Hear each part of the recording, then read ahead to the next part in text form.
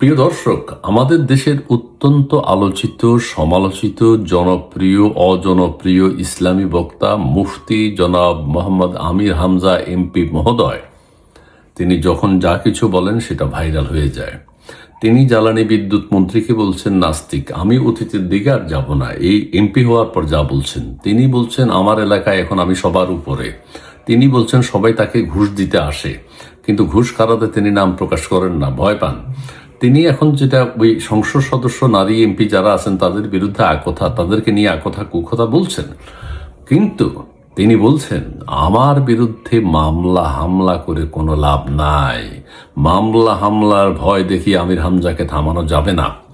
আর পাশাপাশি আরেকটি কথা বলবো, তিনি যখন জেলে ছিলেন তার পা উপরের দিকে বেঁধে মাথা নিচের দিকে দিয়ে 11 ঘন্টা ঝুলিয়ে রাখা হয়েছে। এই কথাটি তিনি বিভিন্ন সময় বলেন। এখন কি বলেছেন আমি সেটাই ব্যাখ্যা করব, আর পাশাপাশি এটা বলবো, আপনারা একটু মনে রাখবেন তিনি কি সত্য বলছেন না মিথ্যা বলছেন, এই কথাটা একটু চিন্তা করবেন। 11 ঘন্টা মাথা নিচের দিকে পা উপরের দিকে কোনো মানুষ কি বেঁচে থাকতে পারে? কোনো প্রাণী বেঁচে থাকতে পারে? আর যদি তাকে এই শাস্তি দেয়া হয়, তাহলে যারা শাস্তি দিয়েছে তাদের বিরুদ্ধে শাস্তির ব্যবস্থা করা হোক। আর মুফতি আমির হামজার মাথাও নিচের দিকে পা উপরের দিকে যদি 11 ঘন্টা ঝুলানো হয়, এটা কিভাবে সম্ভব? এটা কিন্তু তিনি পাবলিকলি বলে বেড়াচ্ছেন, এর আগেও বলেছেন, এখন আবার বলছেন। শুনুন। ওরা মনে করেছিল মামলা দিলে মনে হয় এ বসে যাবে। আরে ভাই, আমি তো আয়না ঘরে থাকা মানুষ। উনি আয়না ঘরে থাকা মানুষ। আয়না ঘরটা কোথায় একটু বললে আমরা খুঁজে পেতে সুবিধা হবে। ডক্টর ইউনূস সাহেব তো অনেক চেষ্টা করেছিলেন। আমার কাছে শ্বশুর বাড়ি মনে হয়। জেল ওনার কাছে শ্বশুর বাড়ি মনে হয়। তবে এখানে একটা সমস্যা করে ফেলছেন। শ্বশুর বাড়ি তো খাওয়া দাওয়া খুবই ভালো হয়, খুবই যত্নে রাখা হয় শ্বশুর বাড়িকে। মেয়ের জামাই এসছে, শাশুড়ি ভালো মন্দ রান্না করেন, মুরগির রান, গরুর মাংস, মাছের মাথা। ও ওরে, জামাইয়ের জন্য উনি জেল ওনার কাছে শ্বশুর বাড়ি মনে হয়। তার মানে জেলটা উনি ভালোই ছিলেন, যাওয়া আসা করতেন, ভালো ছিলেন, ভালো খেয়েছেন, ভালো থেকেছেন। জি, আয়না ঘরে থেকে আমি ফাঁসির কন্ডেম সেলের ভেতরে ছিলাম 3 বছর খেয়ে না খেয়ে। আমি ঝুলেছিলাম 3 বছর খেয়ে না খেয়ে ফাঁসির কন্ডেম সেলে ছিলেন। এটা সত্য কি অসত্য, আমি ওই সময়কার কোনো পুলিশ প্রশাসনের কেউ যদি থাকেন আমি একটু জানতে চেষ্টা করব। 3 বছর ফাঁসির, তিনি কি এমন গুরুত্বপূর্ণ আসামি? নিজের গুরুত্ব বাড়াচ্ছেন।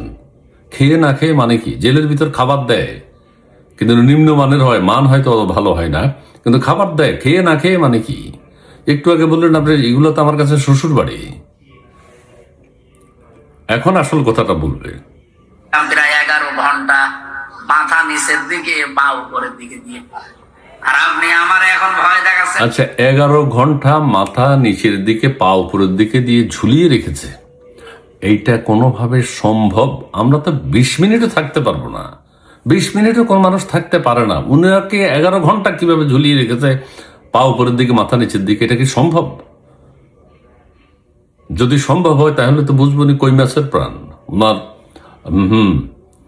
পুলিশ প্রশাসন এত নির্যাতন করেও তার কিছু করতে পারে নাই। আর যদি পুলিশ প্রশাসন আসলে এই নির্যাতন করে থাকে, 11 ঘন্টা যদি পা উপরের দিকে দিয়ে ঝুলিয়ে রাখে, পুলিশ প্রশাসনের যারা এই শাস্তি দিয়েছে তাদের বিচার হতে হবে। আর নতুবা যদি সত্য না হয়, ইনি পাবলিকলি কিন্তু কথাগুলো বলেন, এটা কি সত্য বলছেন? কেউ কেউ বলছেন মুফতি আমির হামজা এটা মিথ্যা বলছেন, যে 11 ঘন্টা পা উপরের দিকে কিভাবে মানুষকে ঝুলিয়ে রাখা হয়, কিভাবে একটা মানুষ বাঁচতে পারে? তাকে মামলার ভয় দেখিয়ে কোনো লাভ নেই, আমি সেটাই বলছি, আর অন্যদিকে যাব না। তো এই হচ্ছে কথা। মুফতি আমির হামজা যখন যাই বলেন ভাইরাল হয়ে যায়, কোনো শিষ্টাচার নাই, শালীনতা নেই, কিন্তু তিনি এখন এমপি হয়ে গেছেন। ওনার এলাকার কুষ্টিয়ার 3 আসনের লোকজন তারাও মনে করেছিল বাবারে ইসলামী বক্তা, তিনি নাকি অনেক কিছু মনে করেছে। কিন্তু এরকম একজন মানুষও আমাদের সংসদে আছে, এটা আমাদেরকে দেখতে হচ্ছে। মুফতি আমির হামজা, তাকে সে মামলা মোকদ্দমার কি দেখেছে? তার বিরুদ্ধে অতীতে যা না হয়েছে এখন আরো বেশি হবে। ঠিক আছে, কথা কুকথা বলে বেড়াচ্ছেন। সংসদ সদস্যদের চেহারা কি, শরীর কি, দেখতে কেমন, এগুলো নিয়েও কথা বলছে। আল্লাহ যারে যেরকম বানাচ্ছে, তোমার অসুবিধাটা কি? অশ্লীল, সমস্ত কথা অশ্লীল। ওকে প্রিয় দর্শক, আমার প্রশ্ন ছিল একটাই, আমির হামজা কি এই কথাগুলো সত্য বলেছেন না অসত্য বলেছে? জেলে গেছে এটা সত্য, কিন্তু 11 ঘন্টা মাথা নিচের দিকে পা উপরে, এটা মানতে পারলাম না। আধা ঘন্টা থাকলেই তো মুখ দিয়ে নাক দিয়ে রক্ত বেরোবে, আধা ঘন্টাও না, 20 মিনিট থাকলেও তো একটা লোক সুস্থ থাকতে পারবে না, ছিঁড়ে পড়বে। জি, তার শরীর থেকে রক্ত বেরোবে। আচ্ছা, যাই হোক, এটা সত্য কি অসত্য আপনারাই বিবেচনা করবেন। ধন্যবাদ।